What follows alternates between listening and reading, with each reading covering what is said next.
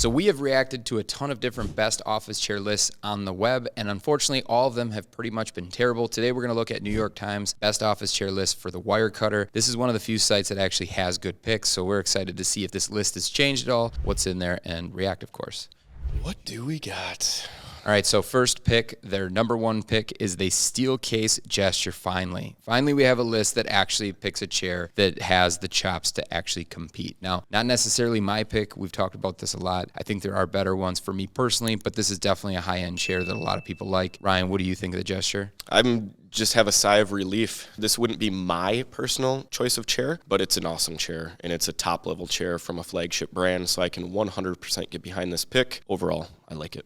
Yeah, I think the Gesture is also a great looking chair. You know, if you want something that looks really nice in your office, the Gesture is going to be there. And personally, I do really like it. I still would prefer the Leap or even the EMEA over it, but it still is a super comfortable chair. The seat is, we talk about it being not as cush or not as comfortable as the EMEA or even the Leap, but it's still so much better than most of the chairs we see on other of these best chair lists. So I like the fact that Wirecutter is not afraid to pick a chair that's expensive, because when you put best in front of something, and if you don't have a qualifier like a price point or something like that, you shouldn't be picking $300 chairs if they're the best of anything, unless it's for $300 or less. And so having a chair that's $1,400 that actually stands up. Another reason why I really like that pick too is because unlike the last list that we reviewed where they picked a tiny chair that Robert can't fit in, the Gesture will fit 95% of the population. So high-end chair that'll fit most people. So good chair. So runner up, here we go again. A nice chair. It's the Herman Miller Aeron. I mean, Robert, you love this chair, so you're pretty happy with this pick, I assume? yeah, I mean, when they asked me what chair I wanted to sit in for the video, I picked the Aeron because I do love the Aeron. Can be a little more of a polarizing chair. Not everyone loves the all-mesh design. You know, personally, I really like it. And it does have the seating issue where you want to have the right size seat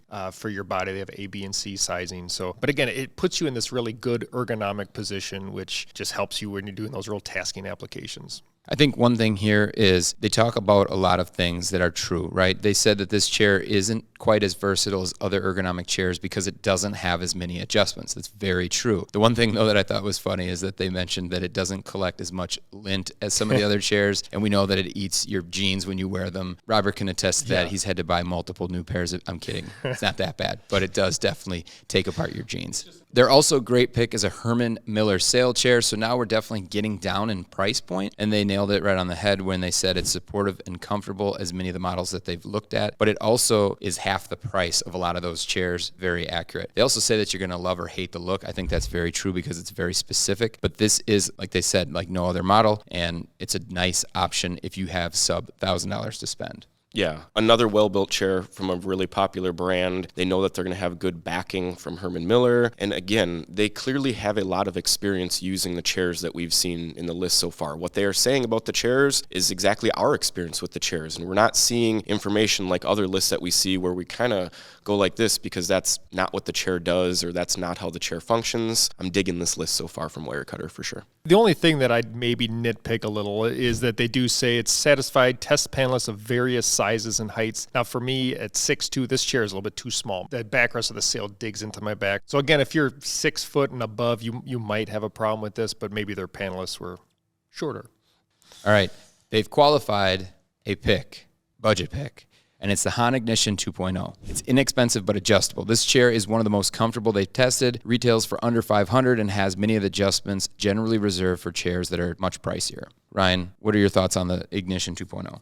I don't think it's a terrible pick. This price range is tough. When you get into the $300 to $600 range, there's kind of a void in the category right now of really solid go-to options. There's a handful of them. The Vera, the Yes, if you want to get into a refurbished type chair. But the Ignition is in that category, and it's from a big brand, a reputable brand, Han. I think the seat is decently cushioned. I know Greg hates the diaper effect.